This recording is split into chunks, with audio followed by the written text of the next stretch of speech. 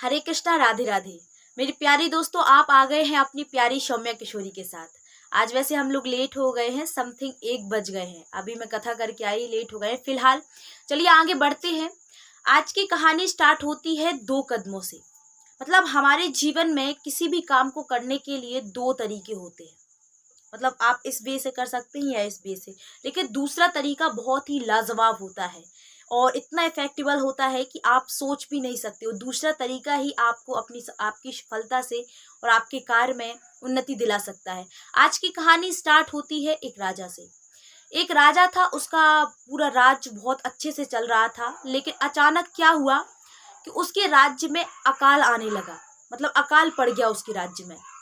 अब जो लोग थे, प्रजा ने कर देना भी बंद कर दिया था, क्योंकि भुखमरी बढ़ रही थी। कर देना सब कुछ बंद कर दिया। और जो शत्रु थे उसके, वो भी उसके षड्यंत्र करने लगे उस पर विजय प्राप्त करने के लिए। और राज्य के ही कुछ लोग थे, वो भी उसके खिलाफ षड्यंत्र करने लगे। अब कोई ज्यादा उसका साथ नहीं देता था, उतना सपोर्ट नहीं करता था। अब वो बहुत टेंशन में रहने लगा और जो कोष था वो भी खाली होने लगा। अब उसने सोचा कि आखिर हम करें क्या। बस सोचते रहता। उसकी भूख भी उसे कम लगने लगी, उसका शरीर था वो दुर्बल होने लगा और अब दिनों दिन वो टेंशन में होने लगा। बहुत ऐसे ही दिन बीते। उसने एक दिन देखा कि उसकी बागवानी में, जो उसकी फुलवारी थी, उस फुलवारी में एक व्यक्ति काम करता था और पूरे दिन रात काम करता था। बस शाम को बस वो रोटी खाता था, मतलब वो भी सूखी रोटी खाता था। जितने टाइम भी खाता वो सूखी रोटी ही खाता और ज्यादातर शाम को ही खाता था बस। और धुंध होकर सो जाता, उसे किसी भी प्रकार की टेंशन नहीं थी। बड़ा खुश होकर के सोता था। राजा ने सोचा इससे अच्छा तो ये है, मतलब मुझसे अच्छा तो ये है। कितनी अच्छे से सोता है, कोई भी प्रकार की टेंशन नहीं है। और मैं देखूं कि मुझे भूख नहीं लगती है और पूरा दिन ना जाने किस चिंता में व्यतीत रहता है, बहुत टेंशन रहती है। राजा बहुत दुखी होने लगा।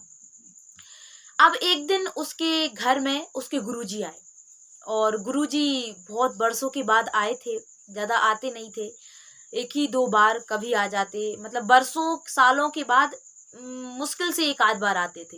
लेकिन अचानक ही वो टेंशन में था और उसी समय पर गुरुजी आ गए। मतलब 2-3 दिन बाद गुरुजी आए। उसने गुरुजी को सारी बात बताई। गुरुजी ने पूछा कि आखिरकार हुआ क्या है। उसने सारी बात बताई कि गुरुजी, अब अकाल पड़ गया है, क्या करूं, बहुत टेंशन रहती है जीवन में और कुछ समझ में नहीं आता क्या करूं। गुरुजी ने कहा सिंपल है कि तुम्हें सुख शांति तभी मिलेगी जब तुम ये पूरा राजपाट छोड़ दोगे।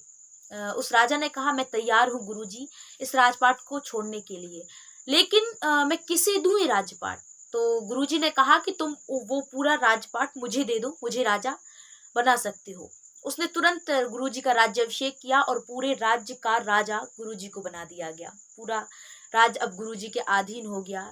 गुरुजी सम्राट हो गए और वो जाने लगा। तो गुरुजी ने कहा कि तुम जाओगे कहाँ। तो राजा ने कहा कि मैं कोई नॉर्मली छोटी सी जॉब कर लूंगा, किसी के यहाँ काम कर लूंगा, कुछ व्यवसाय कर लूंगा, ऐसा कुछ कर लूंगा। तो गुरुजी ने कहा कि तुम्हें जाने की आवश्यकता नहीं है, तुम मेरे ही राज्य में काम करो और यही काम करो। देखो मुझे तो उतना एक्सपीरियंस है नहीं चलाने का, इसलिए तुम मेरा राजपाट है, लेकिन मेरी गद्दी को तुम बैठ करके संभालो और पूरा काम देखो। और गुरुजी चले गए। उन गुरुजी ने कहा मैं आता रहूंगा अपने राज्य की देखभाल करते हुए, तुम यही जॉब करो और तुम्हें पगार मिलती रहेगी। अब गुरुजी चले गए। जब बरसों के बाद गुरुजी आए तो देखा राजा बड़ा प्रसन्न था, बड़ा खुश था और इतने अच्छे से वो अपने कर्तव्य को निभा रहा था। अकाल भी उसने काफी हद तक मिटा दिया था और बहुत मेहनत करता था। और जो शत्रु थे वो भी उसके सपोर्टर बनने लगे थे, जो प्रजा थी उसका सपोर्ट करने लगी थी और कर मिलने लगा था उसको, उसके राज्य की खेती वगैरह सब अच्छे से होने लगी थी। गुरुजी ने कहा कमाल हो गया, तुमने तो चमत्कार कर दिया, तुम कितने अच्छे से देखभाल कर रहे हो मेरी राज्य की। उस राजा ने कहा गुरुजी बस आपकी कृपा है, आपका राज्य, मैं तो एक सेवक हूँ, कर्तव्य निभा रहा हूँ अपना और बड़े अब मजे से हूँ, किसी भी प्रकार की टेंशन नहीं है। आपका सब आशीर्वाद है, बहुत बहुत कृपा की आपने कि मेरे जीवन को बचा लिया। गुरुजी ने कहा कि यही तुम्हारी सबसे बड़ी शिक्षा है कि जीवन में उस राजा की तरीके की हम होते हैं कि सिर्फ हम काम को बोझ बना करके बैठते हैं और उसके बारे में सिर्फ सोचते हैं, बल्कि काम तब आपका पूर्ण होगा तब आप उस पर एक्शन लेंगे। मतलब पूरी चिंताओं को छोड़ करके उस पर एक्शन लीजिए।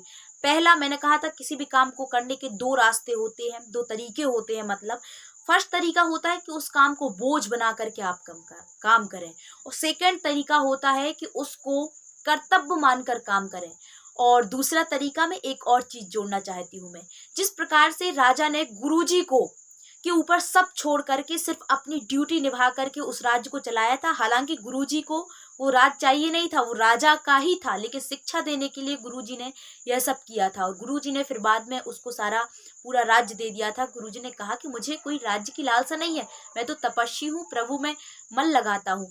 तो दूसरा रास्ता है कि जिस प्रकार से राजा ने गुरुजी का राज्य समझ करके और अपने कर्तव्य का पालन किया था, उसी प्रकार से गीता भी हमें सिखाती है। जो मैं डेली गीता अपलोड करती हूँ, वो हमें यही सिखाती है कि हम दूसरा तरीका अपनाएं। दूसरा तरीका मतलब पूरा काम भगवान के ऊपर छोड़ दें, बस अपना कर्म करें, फल वो देंगे।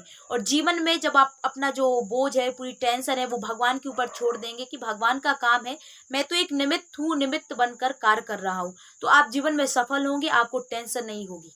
और टेंशन को छोड़िए और जीवन में एक्शन लीजिए, खुश रहिए, प्रसन्न रहिए और रखिए भी, क्योंकि जीवन में प्रसन्नता ही है जो आपको सफलता दिला सकती है। इसलिए सबसे बड़ा आपका जो लक्ष्य हो, वो आपका मन की शांति और प्रसन्नता ही होना चाहिए।